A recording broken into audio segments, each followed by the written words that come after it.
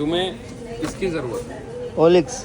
So hey guys, welcome back to my new blog. तो एक बार फिर से हम चल दिए हैं रामपुर की तरफ। तो यहाँ पे इस ट्रक वाले ने हमें रोकने की कोशिश करी, लेकिन हम फिर भी नहीं रुके और यहाँ पे 160 की स्पीड से काम चल रहा था ब्रिज का। फिर उसके बाद में हम आ गए मुजीब भाई की दुकान पे अपनी गाड़ी सही करवाने के लिए। फिर हम मुजीब भाई की दुकान पे अपनी गाड़ी देकर यहाँ पे कर रहे थे रिक्शा। तो रिक्शा करने के बाद में हम चल दिए सवाद गेट की तरफ। तू थोड़ा सा तो यहाँ पे सवाद गेट पहुंचते ही सोएब भाई ने करी पेमेंट। फिर उसके बाद में हम आ गए थे स्मार्ट बाजार, क्योंकि इन्हें कुछ शॉपिंग करनी थी।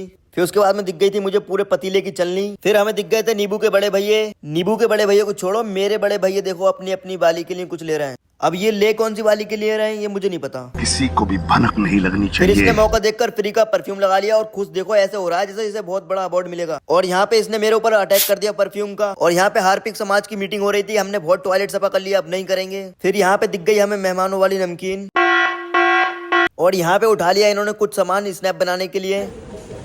और फिर उसके बाद में हम आ गए थे उड़ने वाली लिफ्ट में। सीढ़ियों का यूज तो बिल्कुल नहीं कर रहे हैं, देखो तो इन्हें। और यहाँ पे मैं मिरर देखते ही अपने फोन का फ्लैक्स करने लगा। फ्लैक्स छोड़ो, ग्राउंड फ्लोर पे आकर जल्दी बाहर चलो।